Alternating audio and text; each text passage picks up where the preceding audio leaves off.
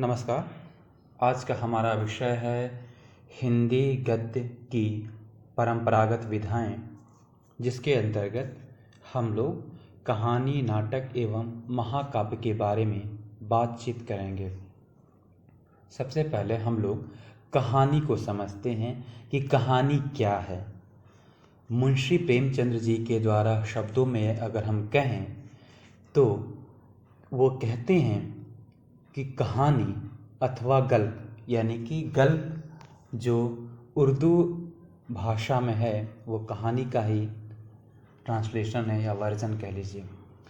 तो मुंशी प्रेमचंद्र जी कहते हैं गल्प एक ऐसी रचना है जिसमें जीवन के किसी एक अंश या एक मनोभाव को प्रकट करना ही लेखक का उद्देश्य होता है। उसके चरित्र, उसकी शैली, उसका कथान्यास सब उसी एक भाव को पुष्ट करते हैं। प्रेमचंद जी के इस परिभाषा से ही कहानी बिल्कुल स्पष्ट हो जाती है कि किसे हम कहानी कहते हैं। अर्थात अगर हम आसान शब्दों में कहें तो कहानी क्या है, तो कहानी वह है कि जिसमें जीवन की किसी एक अंश या एक मनोभाव को प्रकट करना ही है। अर्थात कोई भी व्यक्ति के बारे में अगर हम कहानी लिख रहे हैं तो उसके जीवन के किसी एक अंश के ही बारे में हम लिखते हैं, किसी एक उसके मनोभाव के बारे में लिखते हैं। बहुत हम ज़्यादा उसके बारे में हम नहीं लिखते हैं, वो तो वही कहलाता है कहानी। उदाहरण के तौर पर अगर हम मुंशी प्रेमचंद्र जी द्वारा ही रचित कुछ कहानियों की बात लें, जैसे पूस की रात, उसमें किसान की एक रात की बात कही गई है।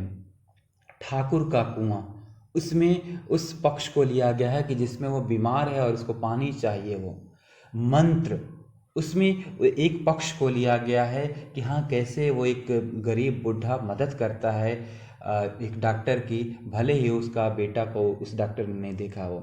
तो यानी उसके एक पक्ष को ही वर्णन किया गया है। ऐसा नहीं है कि हाँ उसके बचपन की भी बात बताई गई हो, उसकी जवानी की भी बात बताई गई हो, उसकी बुढ़ापे की भी बात। ये कहानी नहीं है वो। तो कहानी क्या है कि किसी जीवन के एक अंश या एक मनोभाव को प्रकट करना ही कहानी है वो। अब हम बात करते हैं कि कहानी के तत्व क्या हैं, किन तत्वों से मिलकर कहानी बनता है। तो कहानी के कुछ प्रमुख तत्व हैं। पहला, कथा वस्तु, यानी कि प्रत्येक कहानी में एक कथानक होता है जो जीवन के किसी अंश, घटना या मनोभाव पर आधारित होता है। दूसरा तत्व है चरित्र चित्रण, अर्थात कहानी में एक या अधिक पात्र होते हैं। पात्रों को विभिन्न चारित्रिक विशेषताओं का ज्ञान प्राप्त करके उनका उल्लेख किया जाता है वो। तीसरा तत्व है कथोपकथन, अर्थात कहानी में वार्तालाप होती है, बातचीत होती है, हर एक पात्र दूसरे से बातचीत करते हैं वो। चौथा तत्व है भाषा शैली, अर्थात कहानी की भाषा शैली होती है वो, यानी कि जो लेखक लिखता है वो अलग अलग भाषा शैली में लिखता है वो, ताकि उससे उस कहानी का सजीव चित्रण प्रस्तुत कर सके वो। और जो पांचवा तत्व है वो है उद्देश्य। प्रत्येक कहानी में एक निहित उद्देश्य होता है वो। लेखक कोई भी कहानी लिखता है तो वह एक उद्देश्य को लिखता है वो। तो इन तत्वों से मिलकर ही कहानी का निर्माण होता है वो। अब हम बात करते हैं कि कहानी शिक्षण के क्या उद्देश्य हैं। हम विद्यार्थियों को कहानी शिक्षण क्यों कराते हैं वो। तो अगर उद्देश्यों की बात करें तो सबसे पहले अगर हम पहली उद्देश्य हम बता सकते हैं कि विद्यार्थी कहानी के पात्रों का चरित्र चित्रण कर सकेंगे, अर्थात वे बता सकेंगे कि हाँ कौन से पात्र अच्छे हैं, कौन से पात्र बुरे हैं, हमें कैसा बनना चाहिए। तो वो कहेंगे चरित्र चित्रण कर सकेंगे। दूसरा उद्देश्य हम बता सकते हैं कि कहानी की विभिन्न शैलियों की पहचान कर सकेंगे। लिखने की विभिन्न शैलियां हैं, उन शैलियों की पहचान विद्यार्थियों को हो जाएगी, जिससे भविष्य में वो भी अपने लिए इन शैलियों का प्रयोग लेखन कार्य में कर सकेंगे। तीसरा उद्देश्य हम बता सकते हैं कि कहानी को स्वर के उचित आरोह अवरोह तथा प्रभाव के साथ पढ़ सकेंगे वो। यानी कहानी को पढ़ने का तरीका है कि आपका स्वर जो है, उचित आरोह अवरोह है, भाव है, सब कुछ आप उसके साथ पढ़ना चाहिए वो। तो ये उद्देश्य है कहानी शिक्षण का। अगला उद्देश्य आप बता सकते हैं कि जीवन की समस्याओं के प्रति अपना दृष्टिकोण व्यक्त कर सकेंगे, क्योंकि कहानी में कुछ उद्देश्य होता है, जीवन की विभिन्न तरह की समस्याओं को दिखाई जाती है वो। तो इससे क्या होगा कि वह बच्चा अपना एक दृष्टिकोण व्यक्त कर सकेगा। कहानी के उद्देश्य आप और बता सकते हैं कि सामाजिक एवं राष्ट्रीय चेतना के संदर्भ में जीवन मूल्यों का निर्धारण कर सकेंगे। अर्थात जो सामाजिक है, राष्ट्रीय चेतना है, उसके लिए हमें जो जीवन के जो मूल्य हैं उसका निर्धारण कर सकेंगे हम कहानी पढ़ने के बाद। तो ये कुछ प्रमुख उद्देश्य हो गए कहानी शिक्षण के। अब हम तीसरी बात करते हैं कि कहानी शिक्षण कैसे कराया जाए। तो सबसे पहले इसमें जाननी बात आवश्यक है कि कहानी शिक्षण करते समय अध्यापक को या शिक्षक को उस कहानी को अच्छी प्रकार से पहले पढ़ लेना चाहिए और फिर उसको उचित आरोह अवरोह एवं भाव के अनुसार पढ़ाना चाहिए। भाव से तात्पर्य है कि जो कहानी में लिखा गया भाव है वो उसके अनुसार ही कहानी बच्चों को सुनाए, ताकि बच्चे में वो भाव उत्पन्न हो सके, बच्चे भी उस कहानी को भावानुकूल कहा जाए कि उसको ग्रहण कर सकें वो। तो शिक्षक को जो भी कहानी पढ़ानी चाहिए बिल्कुल मनोभाव से आरोह अवरोह का ध्यान रखते हुए उसका वाचन करना चाहिए वो। जब तक भावानुकूल वाचन नहीं करेंगे वो, तब तक वो कहानी उन विद्यार्थियों तक नहीं पहुंच पाएगी, या कहा जाए कि उन विद्यार्थियों को वो उस उद्देश्य की पूर्ति नहीं हो पाएगी जिस उद्देश्य की पूर्ति के लिए वो कहानी लिखी गई है वो। और अगर संभव हो तो शिक्षक को उस कहानी को याद करके या उसको समझ के अपने शब्दों में सुनाना चाहिए। ये भी कहानी कथन की एक अच्छी कहा जाए कि प्रचलन माना जाता है। और जब शिक्षक उसका आदर्श वाचन कर ले, अर्थात शिक्षक उसको पढ़ ले, तभी विद्यार्थियों से उसका अनुकरण वाचन कराना चाहिए। और वो अनुकरण वाचन भी उसी स्वर, उसी आरोह अवरोह और भाव में होना चाहिए, ताकि कहानी शिक्षण के उद्देश्य की पूर्ति हो सके। तो ये तो बात हुई कहानी की कि कहानी किसे कहते हैं, कहानी के कौन कौन से तत्व होते हैं, कहानी शिक्षण का उद्देश्य क्या है और कहानी को हमें कैसे पढ़ाना चाहिए। अब हम बात करेंगे नाटक की। नाटक क्या है? अनुकरण मानव का स्वभाव है, अर्थात मनुष्य एक सामाजिक प्राणी है और अनुकरण उसकी एक स्वाभाविक प्रवृत्ति है वो। अर्थात हम जो दूसरे का अनुकरण करने में हमें खुशी मिलती है, एक प्रशंसा मिलती है वो अनुकरण चाहे हम अपने किसी एक्टर का करें, किसी एक्ट्रेस का करें, किसी अपने रोल मॉडल का करें वो, और उसके अनुसार फिर हम ढल जाते हैं, उसके अनुसार हम कपड़ा पहनते हैं, उसके स्टाइल में हम बातें करते हैं, हम उसके स्टाइल में बाल रखते हैं वो, तो उससे हमें खुशी मिलती है वो। तो जो अनुकरण की करने की जो प्रवृत्ति है वो, और यही एक तरह कहा जाए कि नाटक है वो। अर्थात जब इस अनुकरण को कथोपकथन या वार्तालाप, वेशभूषा, भाव भंगिमा के साथ हम जब संबंधित कर दिया जाता है तो वही नाटक कहला जाता है। तो नाटक भी एक बहुत पुरानी प्रचलित विधा है जो वर्षों से चली आ रही है वो। तो नाटक शब्द की उत्पत्ति नट धातु से हुई है। नट संस्कृत के नट धातु से हुई है, जिसका तात्पर्य है अभिनय वो। यानी कि जो मनुष्य है वो वाणी के द्वारा, इशारों के द्वारा अपनी भावनाओं को विकसित करता है, और साथ ही साथ वो भाव के साथ करता है, वो अपने भाव को दिखाता है, एक्टिंग करते हुए दिखाता है। तो वही कहते हैं कि नाटक। जो नाटक पुराने समय से चला आ रहा है, और इसके जो तत्व हैं, जो यानी कहा जाए कि नाटक के कौन कौन से तत्व हैं वो, तो हमने जो कहानी के तत्व पढ़े थे उन तत्वों को भी नाटक में सम्मिलित किया जाता है, जैसे कथावस्तु, पात्र, कथोपकथन, उद्देश्य और भाषा शैली। इन तत्वों की बात हम लोगों ने विस्तृत रूप से पिछले हमारे लेक्चर में, खासतौर से जो था कहानी में, हम लोगों ने चर्चा की थी। वो तो वही तत्व यहाँ पे हम लोग सम्मिलित कर लेते हैं नाटक में भी। जो अब दूसरी बात आती है कि नाटक शिक्षण के उद्देश्य क्या हैं, विद्यार्थियों को हम नाटक शिक्षण क्यों देते हैं। वो तो हम उन उद्देश्यों को इस प्रकार से बता सकते हैं कि विद्यार्थियों को उचित आरोह अवरोह एवं समुचित भावानुसार संवाद करने की योग्यता विकसित करना, ये नाटक शिक्षण का उद्देश्य है। वो क्या विद्यार्थी एक अपने भावों को उचित आरोह अवरोह के साथ अपने भावों को, अपनी बातों को रख सकें। वो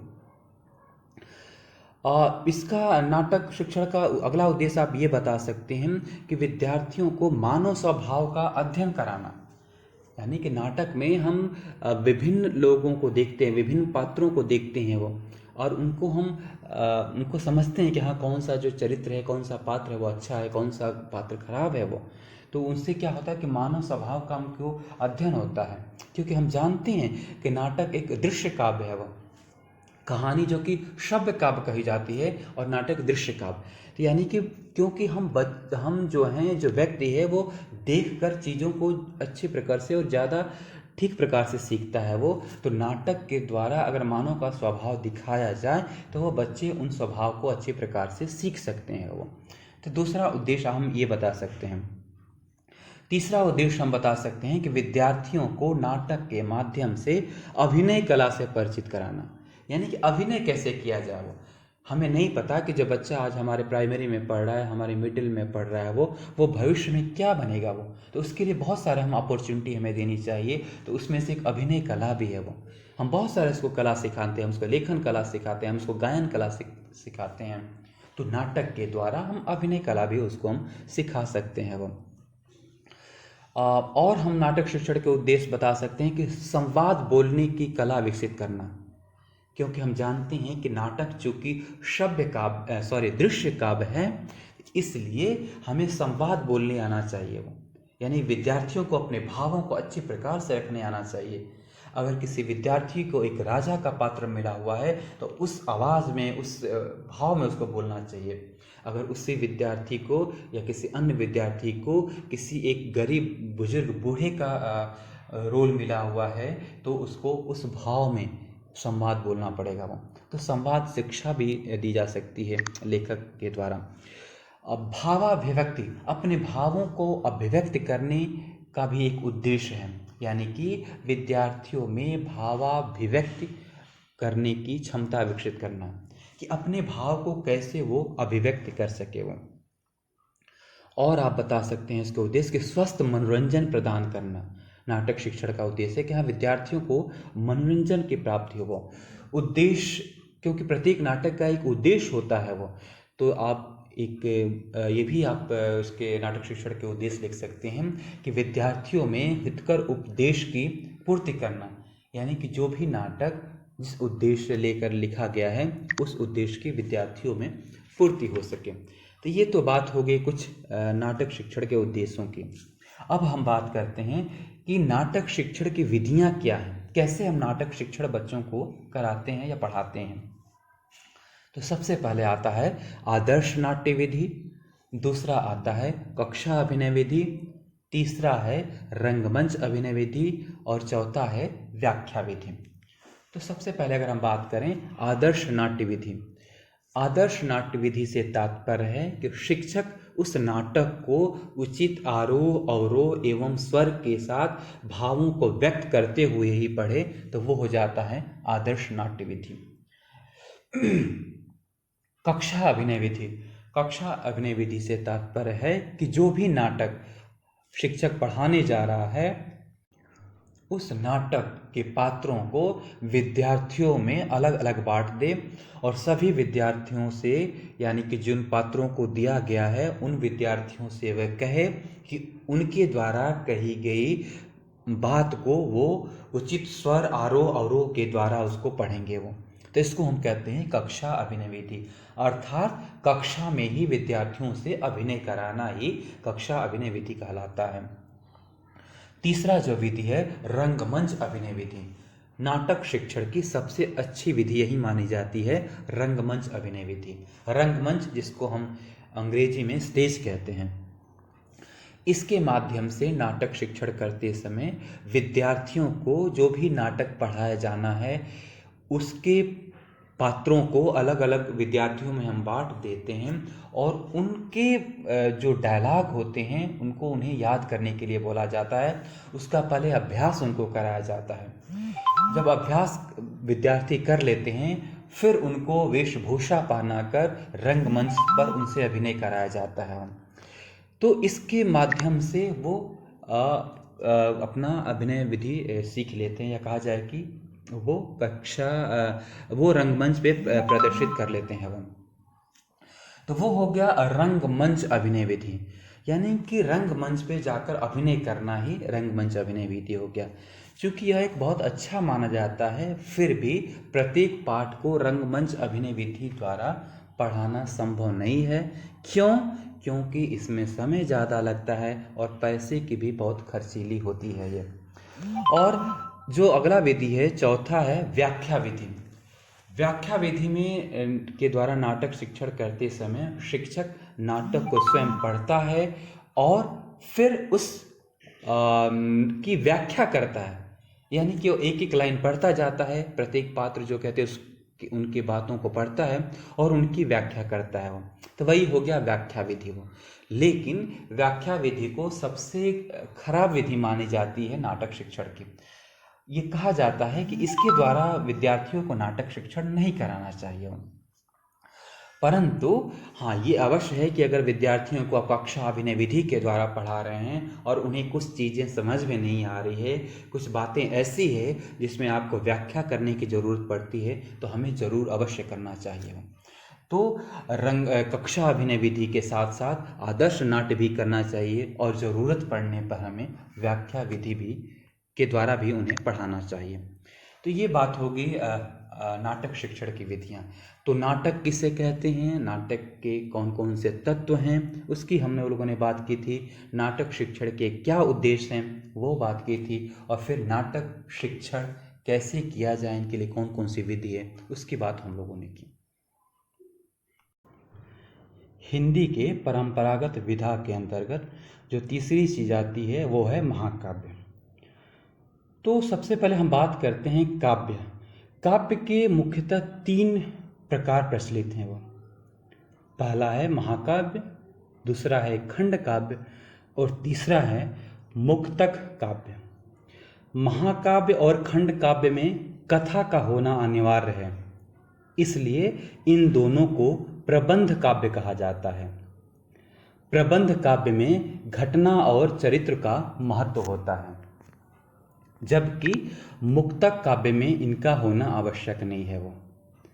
मुक्तक काव्य से तात्पर्य है कि इसमें कोई कथा सूत्र आवश्यक नहीं है, कोई घटना जरूरी नहीं है वो, कोई चरित्र का जरूरी होना आवश्यक नहीं है वो किसी भाव विशेष को आधार बनाकर की गई एक स्वतंत्र रचना होती है मुक्तक काव्य।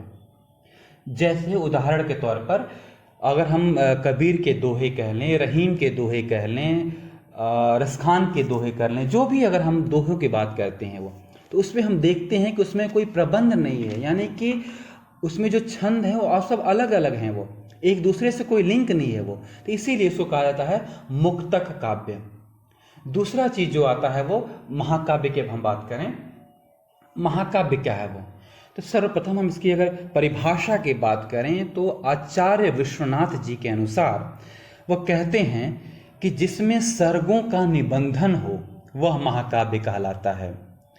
इसमें देवता या क्षत्रिय नायक होता है, श्रृंगार, वीर और शांत में से कोई एक रस अंगी होता है अर्थात प्रमुख होता है, और अन्य सभी रस गौड़ रूप में होते हैं।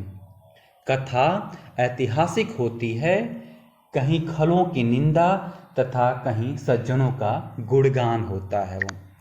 तो अगर आचार्य विश्वनाथ जी के अगर हम परिभाषा को देखें तो हम महाकाव्य को अच्छी प्रकार से समझ सकते हैं। कहते हैं कि सर्गों का निबंधन होता है, यानी कि महाकाव्य होने के लिए आवश्यक है कि इसमें कई सारे सर्ग होंगे, वो अनिवार्य हैं। इसमें देवता या क्षत्रिय नायक होता है। वो जो नायक होगा इस हर एक महाकाव्य का, उसमें कोई देवता होगा या कोई उच्च कुल का क्षत्रिय होगा।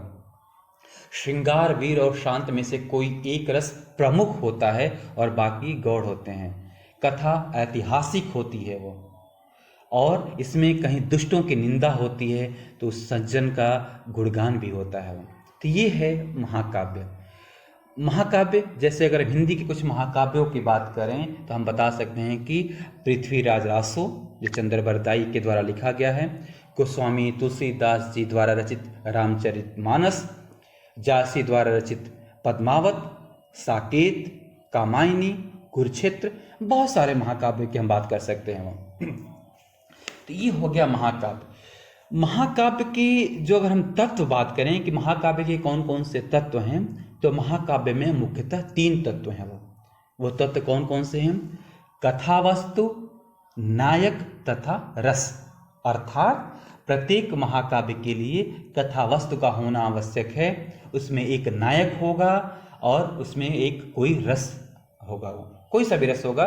जैसे हम लोगों ने बात की थी आचार्य विश्वनाथ की परिभाषा के अनुसार कि श्रृंगार, वीर और शांत में से कोई एक रस प्रमुख हो सकता है वो। तो वो हो गया महाकाव्य। अगर हम बात करें खंड काव्य की, वो तो खंड काव्य क्या होता है कि एक उसका कहा जाए कि छोटा रूप होता है, और उसमें जो है कि जो जीवन के एक पक्ष को दिया हो गया होता है वो। यानी कहने का तात्पर्य है कि जब महाकाव्य में अगर हम देखेंगे तो उसके जीवन के कई पक्षों को, यानी कहा जाए कि वो बचपन को भी में भी दिया होगा, वो उसके जवानी की भी बात होगी और उनके शादी की भी बात होगी, कई सारे पक्षों को सम्मिलित किया जाता है। लेकिन खंड काव्य क्या है? उसका एक छोटा काव्य है वो, यानी कि उसमें जीवन के किसी एक पक्ष की बात होती है। तो हम ये नहीं कह सकते हैं कि महाकाव्य का 1 या 2 अध्याय को अगर हम ले लें तो उसको हम खंड काव्य कह सकते हैं, ऐसा नहीं है वो, क्योंकि खंड काव्य अपना एक अलग है वो। जैसे अगर हम उदाहरण से समझना चाहें, पंचवटी, मैथिली शरण गुप्त जी द्वारा रचित पंचवटी, इसमें लक्ष्मण के एक पक्ष को दिखाया गया है, जब केवल वो पंचवटी में है। वो जब कुटिया पंचवटी में बनी होती, केवल वहीं के पक्ष को वहाँ पे दिखाया गया हुआ है। उसके अलावा उनको नहीं दिखाया गया कि हाँ उसके आगे वो जाते हैं तो क्या होता है, लड़ाई होती क्या होता है, पीछे थे अयोध्या में थे क्या हुआ, वो कुछ नहीं, तो केवल एक पक्ष का दिखाया गया हुआ है। तो खंड काव्य के हम कुछ उदाहरण बता सकते हैं। पंचवटी, वैदेही वनवास जो कि अयोध्या सिंह उपाध्याय हरिओं द्वारा लिखा गया है, किसान, ये सब चीज़ ये हैं खंड काव्य के अंतर्गत आते हैं। तो ये हो गया खंड काव्य और महाकाव्य। अब हम बात करते हैं कि महाकाव्य की क्या विशेषता है, क्योंकि हमें मुख्यतः पढ़ना है अपने पेपर में महाकाव्य के बारे में। तो महाकाव्य की परिभाषा हम लोगों ने देख लिया, महाकाव्य कौन कौन से हैं हिंदी के, उनकी हमने कुछ बात की, महाकाव्य के तत्वों की बात की। अब हम लोग बात करेंगे कि महाकाव्य की विशेषता क्या है वो। तो महाकाव्य की विशेषता में हम बता सकते हैं, पहली विशेषता कि महाकाव्य सर्गों में बटा होता है। सर्ग से तात्पर्य होता है कि अध्याय, चैप्टर। महाकाव्य सर्गों में बटा होता है, कम से कम 8 सर्ग होते हैं वो। महाकाव्य में ये ध्यान रखनी है कि कम से कम 8 सर्ग होते हैं। दूसरी विशेषता आप बता सकते हैं कि सर्ग के अंत में अगली कथा की सूचना होती है, यानी जो भी सर्ग समाप्त होगा उसकी अगले जो सर्ग होगा उसकी सूचना होगी अगले सर्ग की, यानी अगले अध्याय की। जैसे अगर गोस्वामी तुलसीदास जी द्वारा रचित रामचरितमानस की ही बात करें, तो अगर उनका अगर बालकांड अगर समाप्त होता है तो उसमें अगले सर्ग यानी कि जो अयोध्या कांड है उसके बारे में वहाँ पे सूचना होगी या थोड़ी सी बात की होगी। अयोध्या कांड समाप्त होने वाला होगा तो अरण्य कांड के बारे में सूचना होगी। अरण्य कांड समाप्त होने वाला होगा तो किष्किंधा कांड के बारे में अंत में सूचना होगी वो। इसी तरह से ये कह रहा है कि सर्ग के अंत में अगली कथा की सूचना होती है कि आगे क्या होने वाला है, ये बताता है। और आप विशेषता बता सकते हैं कि देवता या उच्च कुल का क्षत्रिय इसका नायक होता है वो, यानी कि जैसे कि हमने परिभाषा में भी पढ़ा था वो कि या तो देवता होगा या तो उच्च कुल का एक क्षत्रिय होगा। कथा ऐतिहासिक या लोक प्रसिद्ध होती है वो, यानी जो इसकी कथा होगी वो ऐतिहासिक होगी या लोगों में वो प्रसिद्ध होगी वो। और इसकी हम विशेषता बता सकते हैं वो कि महाकाव्य अपने देश की जाति और युगीन सभ्यता संस्कृति के वाहक होते हैं। वो ये हमारे जो देश की जो सभ्यता है उसके एक वाहक होते हैं ये महाकाव्य। अगली विशेषता आप लिख सकते हैं कि इनमें ऐतिहासिक घटनाओं के साथ साथ कल्पनाओं अथवा मिथकों का भी सम्मेलन होता है। यानी इसमें कुछ काल्पनिक बातें भी होती हैं। हम ये नहीं कह सकते कि हाँ बिल्कुल प्रूफ के साथ ये सही है बिल्कुल वो।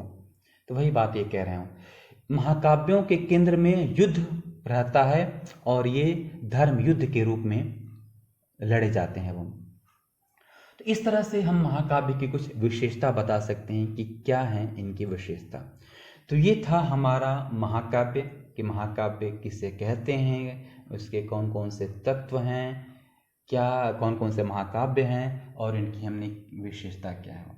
तो ये हमारा जो कहा जाए कि परंपरागत जो विधाएं थीं उसकी हम यहीं पे समाप्त हुआ। उम्मीद है आपको जो तीनों परंपरागत विधाएं हैं, कहानी, नाटक और महाकाव्य, वो अच्छी प्रकार से समझ में आएंगी। तो बहुत बहुत धन्यवाद आपको।